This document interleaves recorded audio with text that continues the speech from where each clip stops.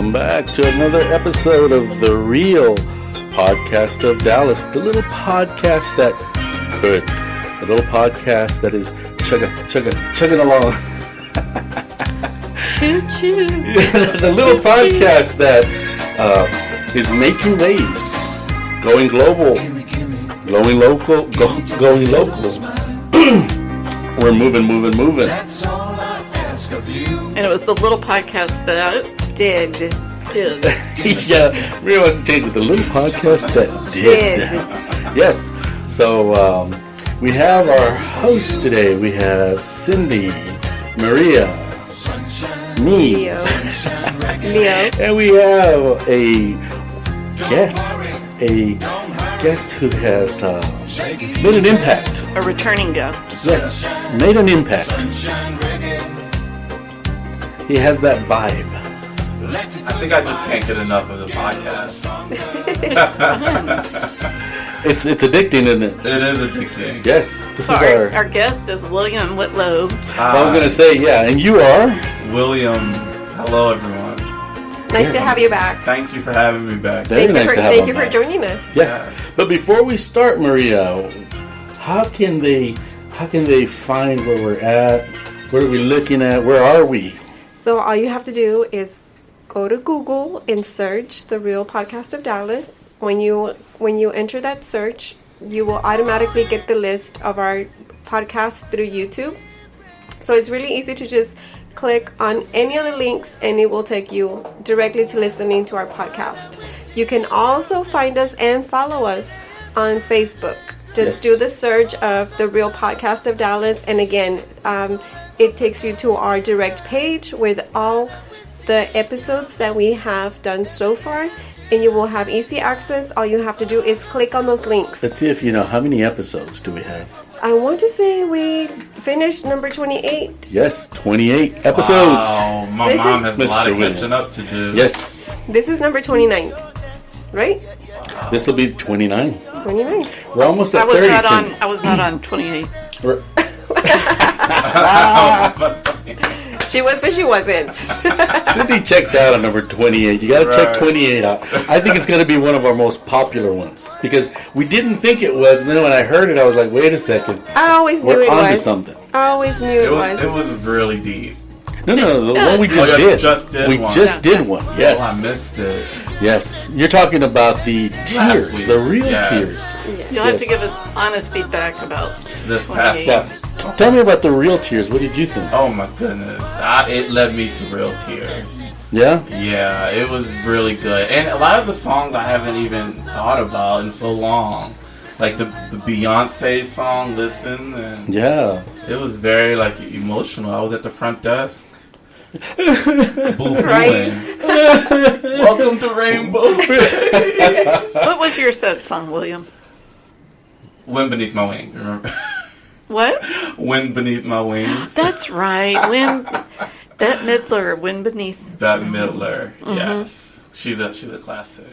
She She's is. such a New Yorker, Bette Midler. And William works here. He's taught high school in New York, and Yes. he's taught some high school in Highland Park, Yes. which is, here in Dallas. Hoity-toity. Hoity-toity. Yes.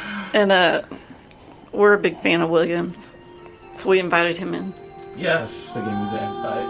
Uh-oh, I'm about to cry. Kleenex for William. Kleenex out. An unplanned, the real podcast of Dallas. Oh man, I'm gonna need For this. William. I just handed him a box of Kleenex. Yes. Yes, I'm gonna keep it on hand too.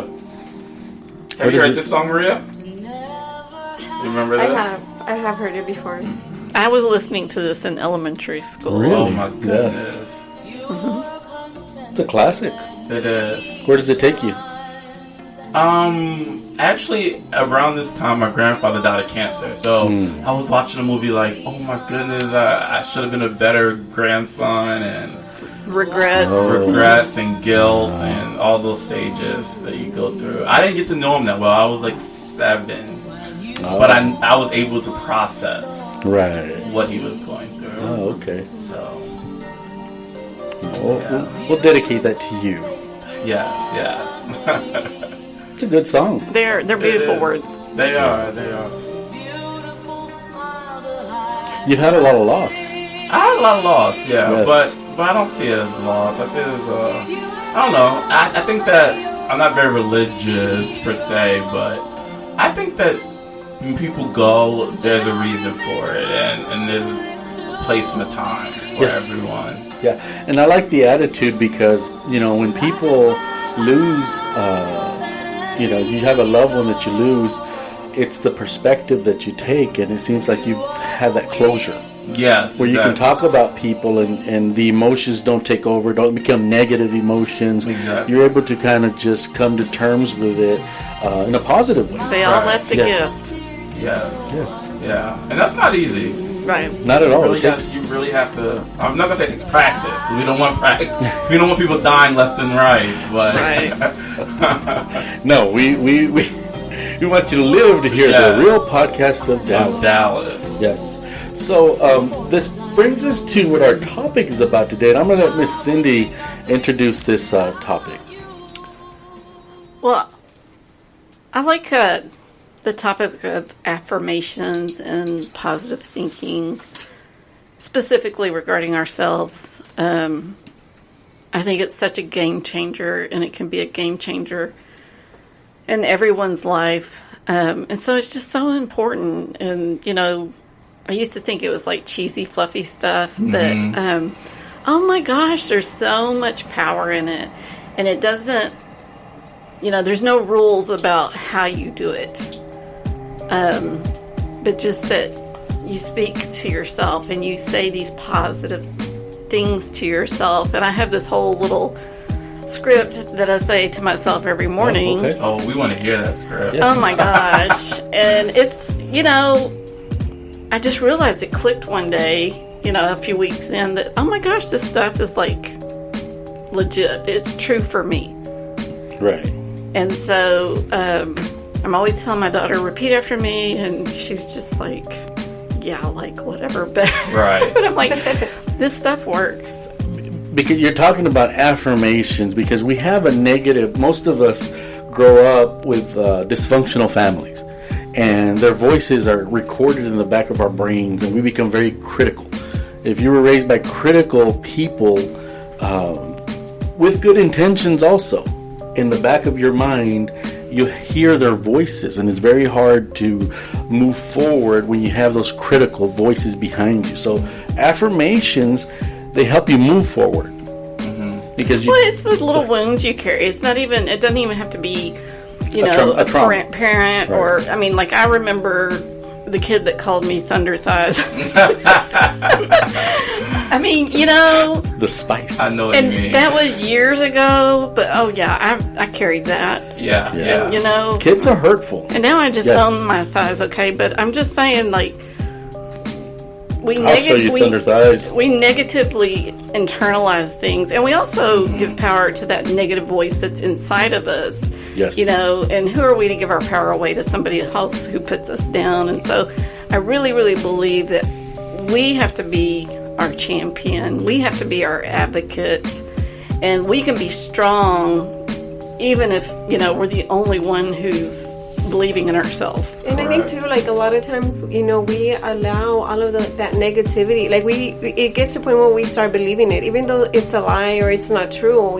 Those people that give us those, negative comments about ourselves, we begin to believe them. Yeah, they bring on the lie. Yes. Yeah. And we don't take the time to just, to accept that they're wrong, that it's what we think, it's how we feel. And if we're feeling good about ourselves, we should be able to continue on. But there's always that negativity that pulls you, that pulls you in. Yes. Right. That's what bullies do. Bullies can sniff out the weakness and they'll pick on that. And if you're not confident, if they catch you at the right time, they will use that against you. And it's important. And not just at school. They do it on the job. They do it. Your friends can do that. They do. So you have to be really confident of your capabilities and who you are. I agree. And people tell you, you need a thicker skin, but it's just not that easy. And it's not easy to just flip the switch and believe in yourself. But, you know, you have to start playing that positive tape recorder in your head. And I promise you, like, one day, it'll click. That message sinks in, it gets into your cells, and you're like, oh, you know what? I'm going to hold my head up high. Right. Yeah. And it helps. You have to remember that people bully because of their own insecurities. Amen. Yes. So you kind of have to think about that. Like, why are they saying these things to me? Because they were insecure about their lives. Exactly. So, exactly. No, I agree, but I've also seen the other side.